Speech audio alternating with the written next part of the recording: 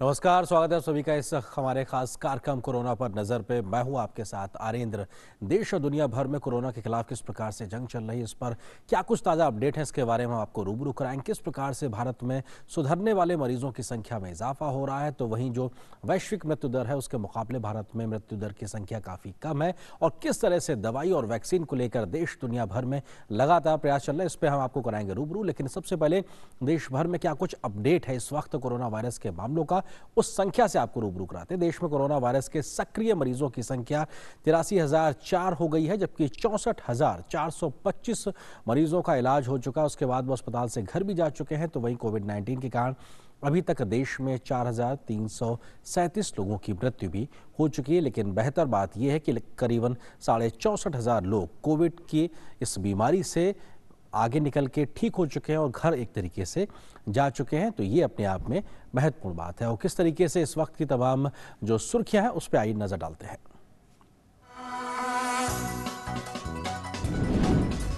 आरोग्य सेतु कार्यक्रम का source code जांच परख के लिए खोला गया। सुरक्षा खामी पता लगाने पर सरकार ने की पुरस्कार की घोषणा। अब तक 11.5 करोड़ लोग कर चुके हैं डाउनलोड। इसी साल 2 अप्रैल को ऐप शुरू हुआ था।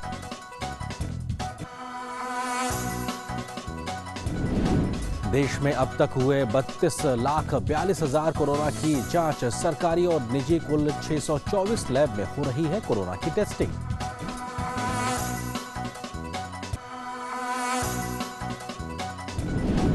देश में सक्रिय कोरोना संक्रमितों की संख्या बढ़कर हुई 83,004। इलाज के बाद 64,426 लोग हुए ठीक। मरने वालों की संख्या पहुंची 4,337 तक।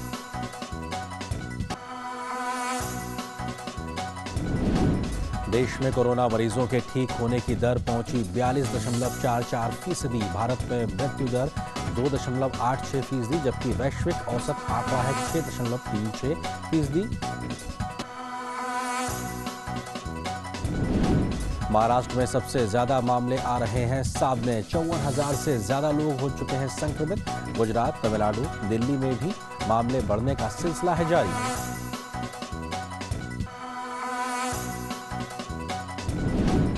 वंदे भारत मिशन के तहत विदेशों में फंसे भारतीयों को हो रही है स्वदेश वापसी। दूसरे चरण में 60 देशों से 1 लाख लोग आएंगे वापस।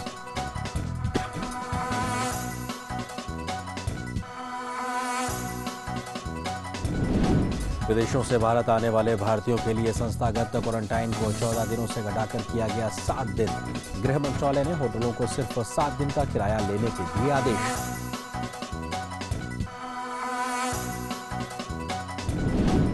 देश में श्रमिक रेलगाड़ियों से प्रवासी श्रमिकों का अपने घरों को जाना जारी। अब तक 3,274 श्रमिक ट्रेनों से करीब 44 लाख लोग अपने गंतव्य स्थान तक पहुंचे। मुंबई में बढ़ते कोरोना मामलों के बाद नवी मुंबई म्युनिसिपल कॉर्पोरेशन ने मास स्क्रीनिंग कराने का लिया फैसला। आज से 9 जून तक चलेगा अभियान।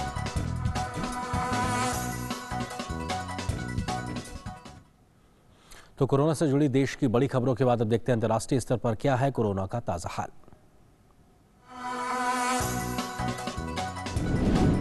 दुनिया भर में कोरोना से संक्रमित लोगों का आंकड़ा पहुंचा 56,09,000 के पार। मरने वालों की संख्या हुई करीब 3,50,000।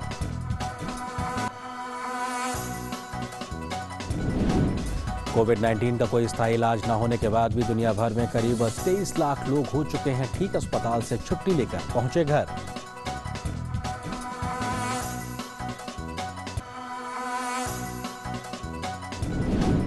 अमेरिका में 17 लाख के पास पहुंची संक्रमित लोगों की संख्या। मरने वालों का आंकड़ा भी पहुंच रहा है करीब 1 लाख के पास।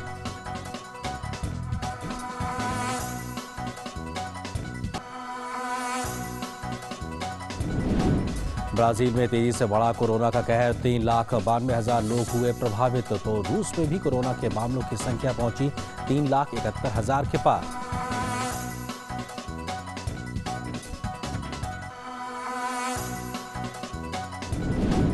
ब्रिटेन में भी संक्रमितों का आंकड़ा पहुंचा 2,67,000 के पार। यूके में करीब 37,000 लोगों की हो चुकी है अभी तक मौत।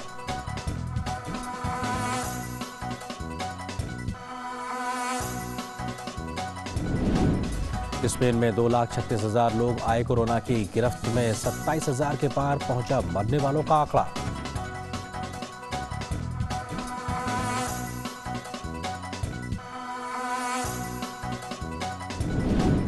स्पेन ने कोरोना से मारे गए लोगों को श्रद्धांजलि देने के लिए 10 दिनों का राष्ट्रीय शोक घोषित किया।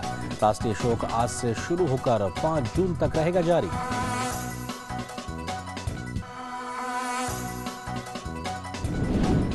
इटली में भी नहीं थम रहा कोरोना का प्रसार। 2,30,000 लोग हुए कोरोना पॉजिटिव तो फ्रांस में 1,83,000 के पार पहुंचा संक्रमित लोगों की संख्या।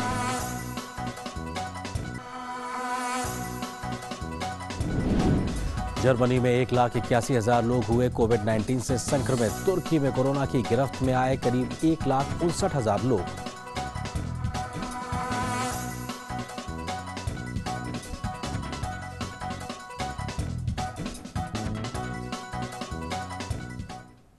तो आप देख रहे थे किस प्रकार से दुनिया भर में कोरोना ने कहर बरपाया हुआ है, लेकिन देश की अगर बात की जाए तो किस प्रकार से कौन से ऐसे राज्य हैं जहां पर ज्यादा संख्या देखने को मिल रही है हिंदुस्तान में कोरोना वायरस को लेकर।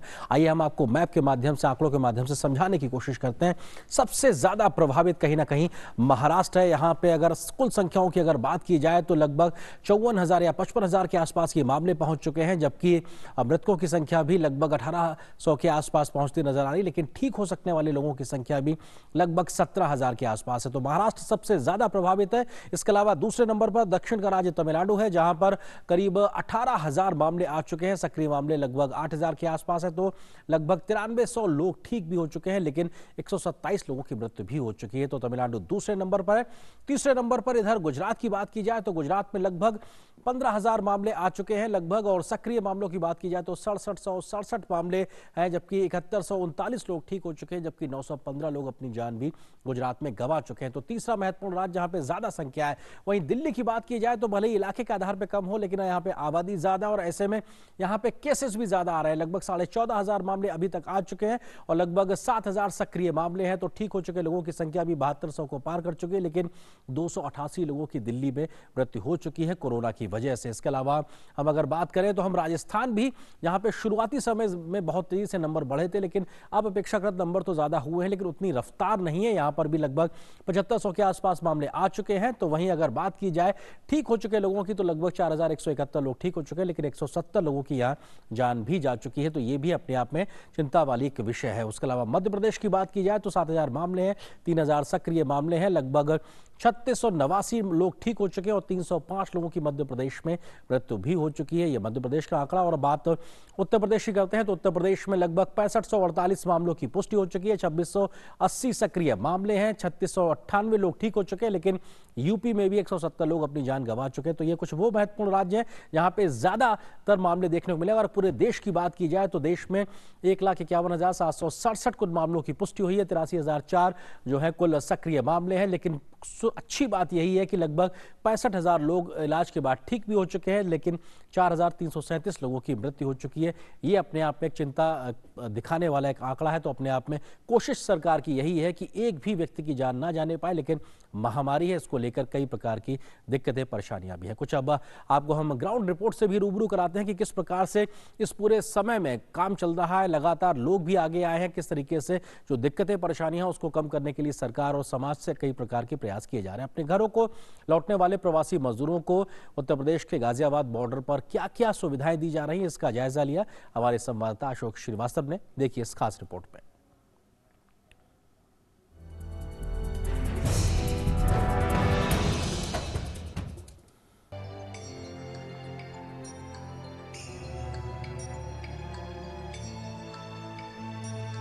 उत्तर प्रदेश की सीमाएं बिहार, झारखंड, छत्तीसगढ़, मध्य प्रदेश, राजस्थान, हरियाणा और उत्तराखंड से लगती हैं। इसलिए घर लौटते प्रवासी मजदूरों का सबसे ज्यादा दबाव उत्तर प्रदेश पर है। इन चुनौतियों को देखते हुए राज्य सरकार ने सीमावर्ती जिलों में शेल्टर होम बना दिए हैं, जो घर लौटते श्रमिकों के ट्रांजिट कैंप की तरह काम कर रहे हैं। गाजियाबाद में ऐसे 14 शेल्टर होम बनाए गए हैं। हर शेल्टर होम की जिम्मेदारी शहर की एक बड़ी स्वयंसेवी संस्था को दी गई है, जिसके जिम्मे श्रमिकों को भोजन पानी उपलब्ध कराना है।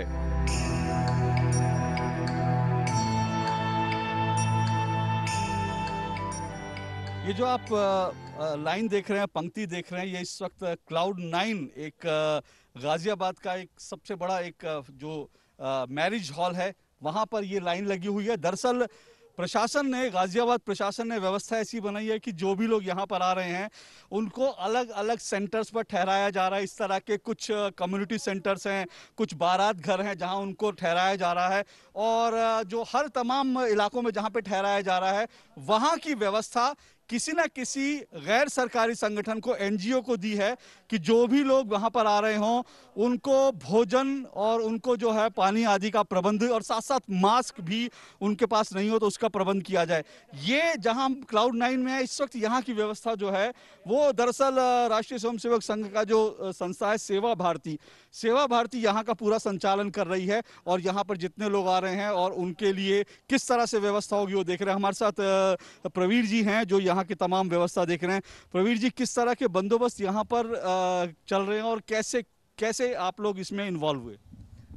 हम सब लोग जब से ये प्रवासी मजदूरों का इस प्रकार का पलायन शुरू हुआ तो शुरुआत के दिनों में भी किया था, और इस बार जब ये शुरू हुआ है तो बड़े ही मास स्तर पर हम सब लोगों ने जैसी व्यवस्था बनी, प्रशासन ने इस प्रकार से शेल्टर होम की व्यवस्था बनाई। तो ऐसे 3 शेल्टर होम प्रशासन ने सेवा भारती के नाते बताया कि उनको 3 शेल्टर होम में आप सारी व्यवस्था अपनी बनाएं। तो आज ये Cloud9 वैसी श्रीजी वाले और सुख सागर ऐसे 3 स्थान पर कर रहे हैं। शेष जहां भी मजदूर हमारे जो है सो रास्ते में भी निकल रहे हैं उन सब को उचित भोजन की व्यवस्था हो जाए।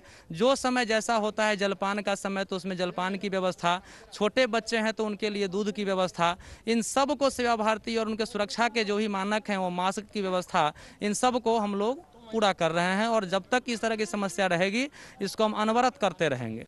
हमने अभी तक जो भोजन इस बार अभी जो दोपहर तक हमने जो वितरण किया है वो लगभग ऐसे 5000 भोजन पैकेट, और शेष जो है दूध के बोतलें और इस प्रकार से पानी बोतल, इन सब की व्यवस्था हमने बनाई है। अभी हम 10,000 पानी का पैकेट और भोजन के पैकेट के साथ में अभी रात्रि वाली व्यवस्था भी हम बनाने वाले हैं। इस शेल्टर होम में हमें बिहार, उत्तर प्रदेश के ऐसे श्रमिक मिले जिन्होंने दिल्ली, मुंबई जैसे महानगरों को बसाने और संवारने के लिए विश्वकर्मा बनकर अपनी जिंदगी दे दी। पर फिलहाल तो ये जल्दी से जल्दी घर लौट जाना चाहते हैं। आखिर अपने गांव, अपने मिट्टी की महक जो सुकून देती है वो और कहां है। इसलिए जैसे ही शेल्टर होम में कोई बस लगती है तो घर से दूरी का दर्द कुछ कम हो जाता है, पर मंजिल अभी दूर है। इन बसों से इन्हें अगले पड़ाव पर ले जाया जाता है। ये है अगला पड़ाव, जहां इनकी सेहत की पड़ताल होती है, रजिस्ट्रेशन होता है और फिर ट्रेन की टिकट मिलती है।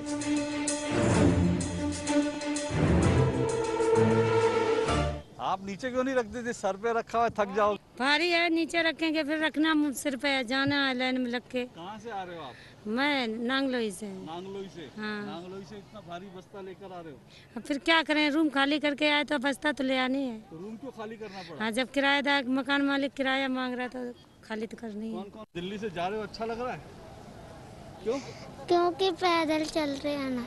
ये तमाम लोग हैं जो दिल्ली से निकले हैं, हरियाणा से निकले हैं, छत्तीसगढ़, पंजाब, देश के अलग अलग हिस्सों से निकले हैं बिहार और उत्तर प्रदेश जाने के लिए। अब इनको इनकी ट्रेन की व्यवस्था हो गई है, ये यहाँ खड़े हैं। यहाँ से उनको बस में बैठाकर रेलवे स्टेशन तक ले जाया जाएगा और उसके बाद रेलवे स्टेशन से आगे ये अपने अपने घर वापस जाएंगे। लॉकडाउन में ट्रेन की टिकट कितना सुकून देती है ये इन्हीं से सुनिए। ये गाजियाबाद में राधा स्वामी सत्संग भवन है। यहाँ पर आपने देखा कि प्रशासन ने पूरी व्यवस्था बनाई है। जो लोग यहाँ पहुँच रहे हैं उनका रजिस्ट्रेशन करके बसों से उनको रेलवे स्टेशन छोड़ा जा रहा है और उसके बाद रेलवे स्टेशन से वो अपने गंतव्य स्थान के लिए निकलेंगे। ये मेरे साथ सज्जन खड़े हैं जिनको अभी अभी जो है, दिखाइए जरा, जिनको अभी अभी जिनकी पूरी फॉर्मेलिटी होने के बाद उनको वाराणसी तक जाने की जो है व्यवस्था इनकी हो गई है। आप ये देखिए, सुनील कुमार इनका नाम है और इनको ये पर्ची मिल गई है। तो सुनील जी, वाराणसी तक पहुंचने के लिए अब बंदोबस्त हो गया, कैसा लग रहा है? बहुत अच्छा लग रहा है। हाँ? अब सुकून लग रहा है। 2 महीने से बंद पड़े थे। हाँ। अब अच्छा लग रहा है, अब तो लग रहा है कि घर पहुंच जाएंगे। घर पहुंच जाएंगे। हाँ एकदम। आपको भी पर्ची मिल गई क्या? कहाँ कहाँ जाएंगे? सर गोरखपुर जाएंगे। गोरखपुर जाएंगे। तो अब तय हो गया कि अब कोई दिक्कत नहीं है? नहीं सर, कोई दिक्कत नहीं है सर। हाँ? कोई दिक्कत नहीं है। पर यहाँ तक आने में बहुत दिक्कत हुई। हाँ सर, बहुत दिक्कत हुई। क्या क्या दिक्कत हुई? पैदल आना पड़ा सर, और हाँ। कुछ गाड़ी से आना पड़ा। हाँ। बस आगे प्रभु आपको बहुत मेहरबानी है, हम लोग आगे बहुत बढ़िया से, घर भी जा रहे हैं बढ़िया से, बस यही खुशी है। हाँ। बस तो अब कुछ कहना चाहेंगे घर जाने से पहले? अब क्या कहेंगे सर, हाँ? सब ठीक है प्रभु की दया से, और जोगी जी के आशीर्वाद है। रशीद अली जी, अब टिकट मिल गया ट्रेन का? हाँ टिकट मिल गया कहाँ सर, का? कानपुर का। कानपुर का। कब है ट्रेन? अभी आ जाए तो बस अभी निकल जाएंगे। अच्छा, तो अब संतुष्ट है, खुश है? हाँ खुश हैं। घर जाने की व्यवस्था हो गई? हाँ सर हो गई। खाना वाना मिल गया था? हाँ खाना ना सब बहुत इंतजाम बढ़िया है। व्यवस्था ठीक है? हाँ बढ़िया है सर। ये लोग भी वो खुशकिस्मत हैं जिनको ट्रेन का टिकट जो है इनका कंफर्म हो गया है, और ये हरियाणा से यहाँ तक पहुँचे, और उसके बाद ये कहाँ जाएंगे अब यहाँ से? फतेहपुर। हाँ, फतेहपुर जाएंगे। फतेहपुर। टिकट मिल गया आपको? हाँ जी। हाँ? हाँ जी, तो खुश हो, टिकट मिल गया? बहुत खुश है, हाँ? बहुत खुश है, क्या लग रहा है? बहुत अच्छा लग रहा है। मतलब जिंदगी में शायद टिकट बहुत बार मिली होगी, लेकिन पहली बार ऐसा मिला है। हाँ? वह पहली बार ऐसा मिला है।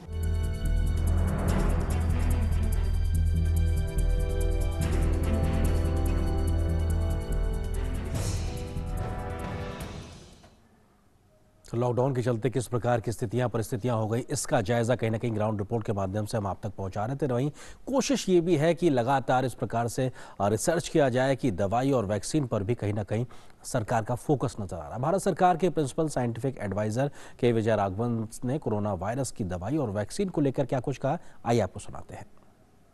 ड्रग्स के साथ ये प्रॉब्लम है कि ये वायरस पूरी हमारी खुद की मशीनरी यूज़ करती है।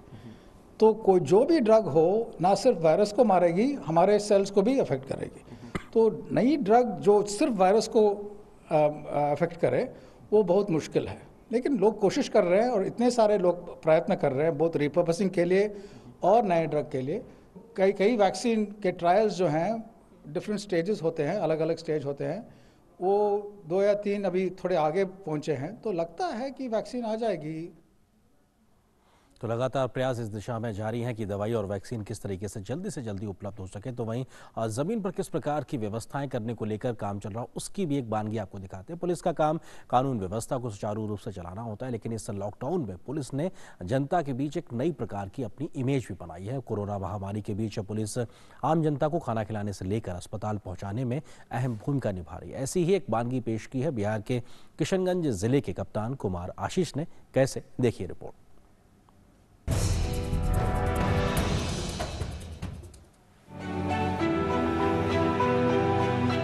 अपने किए हर वादों को तोड़ आया हूं, मैं खाकी हूं, आपके लिए अपनों को छोड़ आया हूं। इन अल्फाजों को सही रंग दे रहे हैं किशनगंज के पुलिस अधीक्षक कुमार आशीष। कुमार अपने सफल नेतृत्व में जनता कर्फ्यू से लेकर लॉकडाउन में नसीहतों के बीच लोगों को सहयोग और मदद की बानगी पेश कर रहे हैं। बात लोगों तक स्वास्थ्य सेवा पहुंचाने की हो, भीड़ भाड़ हटाने की हो, लाचार बेबसों के लिए अपना हाथ आगे बढ़ाने की हो, आशीष बेबसों के खड़े खड़े नजर आते हैं। मानवतावादी कार्यों में भी हम लोग काफी बढ़ चढ़कर आगे हिस्सा ले रहे हैं। लॉकडाउन की शुरुआत से ही हम लोगों ने जरूरतमंदों के लिए पका हुआ भोजन करवाने की व्यवस्था करी है। कई हजार लोगों को हम लोगों ने राशन के पैकेट्स भी मुहैया कराए, जिसमें 10-20 दिन 30 दिन का राशन भी उन्हें दिया गया रेगुलर इंटरवल पर। आशीष यहीं नहीं रुके। जब राज्य के सीतामढ़ी जिले के कई मजदूरों के दिल्ली में फंसे होने की खबर आई, ये ऐसे मजदूर थे जिनके पास पैसे नहीं थे, राशन नहीं था। दिल्ली स्थित हेल्पलाइन व्यस्त रहा। लाचार मजदूरों और युवकों के लिए पुलिस कप्तान हर संभव मदद को लेकर आगे आए। बात चाहे जिले में चिकित्सा सेवा पहुंचाने की हो, या फिर थाने के एम्बुलेंस से लोगों को अस्पताल पहुंचाने की हो, या फिर लाचार लोगों के लिए कम्युनिटी किचन चलाने की बात हो, कुमार आशीष की दरियादिली जिले के निवासियों का दिल जीत रही है। हमारी एम्बुलेंस सेवा भी शुरू हुई थी किशनगंज पुलिस की तरफ से दूरस्थ ग्रामीण इलाकों के लोगों के लिए, तो उनको भी हमने एम्बुलेंस के थ्रू भेजा है। यहाँ तक कि हम लोगों ने जरूरतमंदों को खून तक मुहैया कराया है किशनगंज पुलिस ने। किशनगंज पुलिस अधीक्षक के दिशा निर्देश पर जिला पुलिस जरूरतमंदों के बीच खाद्य सामग्रियों का वितरण कर रही है। केंद्रीय खाद्य उपभोक्ता मंत्री रामविलास पासवान ने अपने आधिकारिक हैंडल से संकट के समय पुलिस कप्तान के कार्य की तारीफ की है। केंद्रीय मंत्री ने प्रधानमंत्री के साथ मुख्यमंत्री नीतीश कुमार और आईपीएस एसोसिएशन को भी पुलिस कप्तान के कार्य से अवगत कराया है। धीरज कुमार की रिपोर्ट, डीडी न्यूज।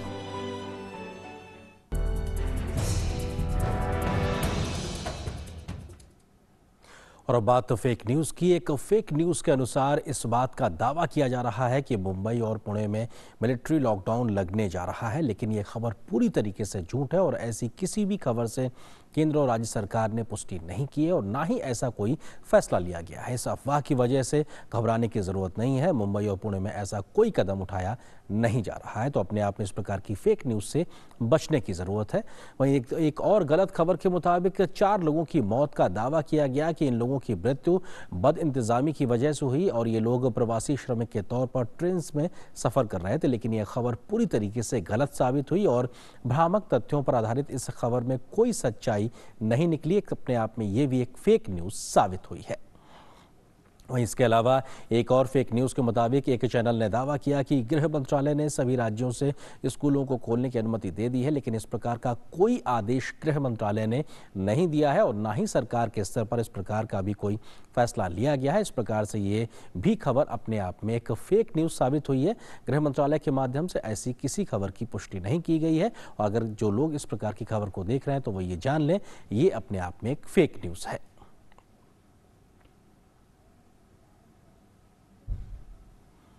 बात बच्चों की करते हैं। लॉकडाउन के बाद जब भी स्कूल खुलेंगे तब क्या बरतनी है सावधानियां, बता रही है हमारी बाल सेना।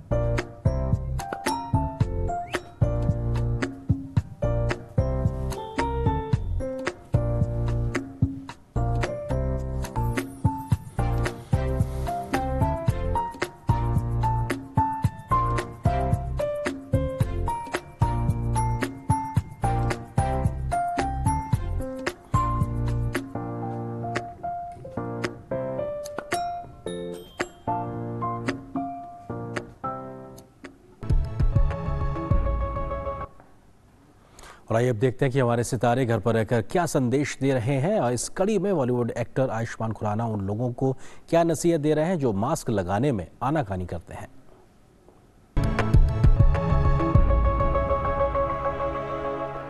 मुझे मास्क क्यों पहनना है? ठीक से सांस भी नहीं आती। मुझे मास्क क्यों पहनना है? पसीने छूट जाते हैं यार। क्यों पहनूं इसे? चेहरा भी ठीक से नजर नहीं आता। मुझे मास्क क्यों पहनना है? कुछ नहीं होगा मुझे मास्क क्यों पहनना है? मेरे मोहल्ले में सब ठीक ठाक है, छोड़ो ना यार। मुझे मास्क क्यों पहनना है? बहुत मेहनत है यार।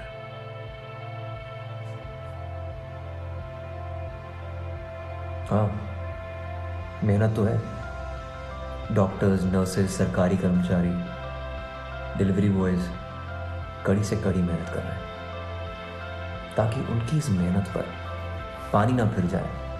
आपकी, हमारी, मेरी इतनी सी मेहनत तो बनती है ना। सो प्लीज बाहर जब भी जाए मास्क पहन कर जाए। चेहरा दिखे ना दिखे, लेकिन फर्क जरूर दिखेगा।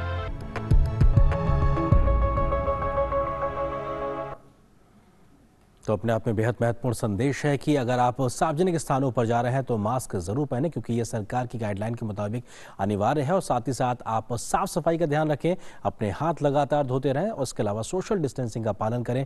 यही छोटी छोटी काम जो है हमको इस कोरोना के खिलाफ युद्ध में जीत दिलाएंगे। तो फिलहाल सुरक्षित रहिए, घर पर रहिए और अपने परिवार का ख्याल रखिए। इस संदेश के साथ आज इस कार्यक्रम में बस इतना ही, लेकिन DD न्यूज़ पर खबरों का सफर लगातार जारी है। नमस्कार।